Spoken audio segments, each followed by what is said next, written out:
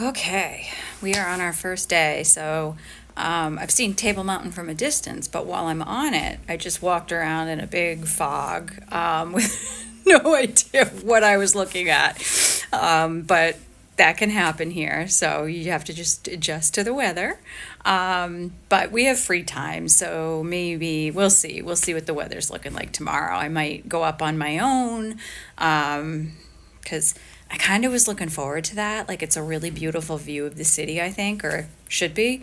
At least that's what I've seen in postcards and other various things. So, whatever, you just make the best of it. So, first day of the tour, I will say I am overwhelmed. It's a very large group, and you always take your chances if you like.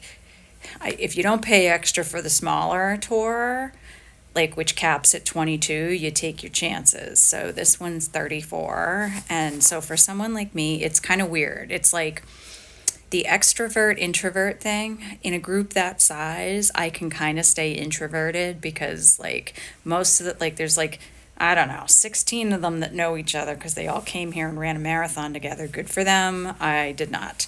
And so they'll just kind of keep to themselves. And then there's like a small handful of other, I don't know, women around. There is one single traveler. She seems very cool. I've talked to her a little bit. Not, but I don't like being sort of like, maybe we'll get along and be great friends on the trip, but I always hate that thing when there's only like one other single and you're supposedly like assumed to be hanging around with them the whole time, or like you have to, whatever. I hope that doesn't happen where like we just get stuck together all the time, which seems like she's great. So if it happens, it happens. But sometimes I get stuck with that where it's like, oh, you guys have to sit together all the time, or you have to do everything together, or to get ticketed together, or whatever.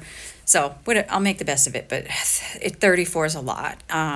So, and it's weird, like being an introvert, I hate extroverting, but I like the smaller groups because I get more comfortable and then I do communicate. And so, like, I don't know, it's a crapshoot. Some tours are like, I didn't expect South America to be as awesome as it was, but the group was small and so it was very intimate, and so everybody got along and there were lots of really great conversations and I had a lot of self-discovery, and so that was awesome. But like, again, I wasn't expecting it. That wasn't like, I wasn't expecting that to like be like my favorite destination, and it was never on the bucket list. It was just something I decided to do, and the experience of it was excellent. Whereas like Cape Town and South Africa, that's been on the bucket list for a really long time. I expect that I'm going to enjoy it, but the group size is going to, if I had to judge, it's going to be a little bit of a deterrent because people don't listen and they kind of,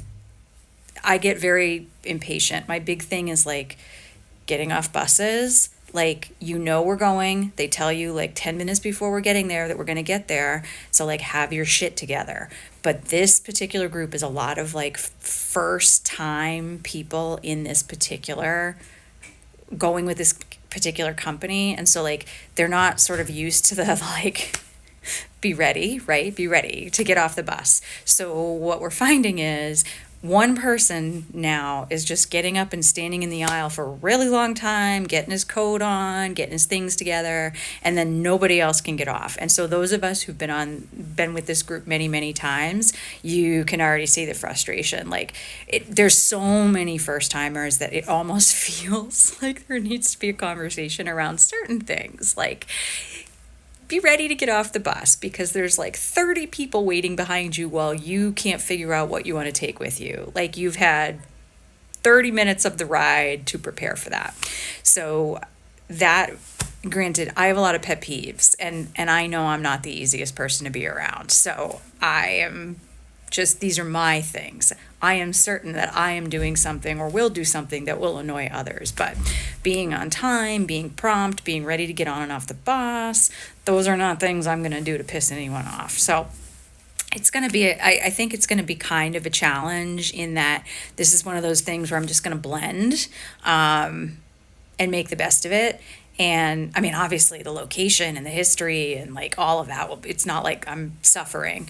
It's beautiful here, but this is not going to be the safari like that was a group of 12 when I was in Rwanda and Kenya a few years back. Like that was amazing. Although there was like a really annoying dude on that trip too. So, and again, I could be the annoying person also, and I accept that. But I keep to myself if I can. We'll see. I think it's just going to be one of those, it's going to be like work, where you get along to get along, and that's about it. It's polite conversation, talk about the weather. Nothing's going to get deep. Which you would think, like, as I'm complaining about extroversion, you're like, then why do you want to talk? Because as an introvert, I'm a deep talker. As you can tell, I have all sorts of thoughts. So I like to go deep if I'm going to go at all, like into people. And so, like, the idea of like a couple weeks of just masking, it's a little much, but that's okay. Again, privileged, first world problems.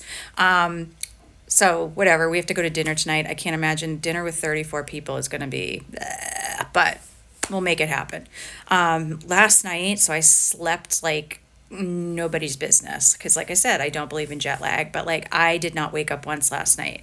However, I had the craziest dream, and it clearly went on for the entire time that I was sleeping. And I'm a little disturbed because it was the narcissist. He came super clear in this dream, and I was stuck with him for like 10 hours of like not waking up. So this is a super intense dream. He was in it the whole way. And again, not a symbol, but like him for real. And I think maybe it's just because I'm traveling again. And the last time I traveled, he was a big factor in that trip. He wasn't on it, but he was a huge factor because we were like mending our relationship and like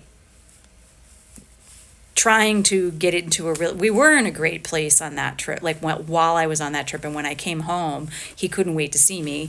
And this trip, I don't even think he knows I'm on. So, and I'm not talking to him, but it was like such an intense dream. And I woke up really disturbed this morning. Wow. It was just disturbing. And like his presence was so huge that like, we went to like a jewelry store today looking at like diamonds and learning about the history of diamonds, not the blood ones, but like legal diamonds. Like he was so present in my dream and asked me to marry him in that dream that I literally like felt like I was going to turn around in the store and see him in there. Like he should have been buying me something. That's how much he stayed in my sleep last night. And I haven't had a narcissist dream since, I don't know, the beginning of the Narcissist Chronicles. And I'm kind of moving to my next phase of like baby retirement, which is my layoff. Can't wait till somebody asks me what I do for a living. Don't know. Again, it's like walking around Table Mountain in a fog. That's what I'm doing for a living. Good news is that if I want to book another trip anytime, I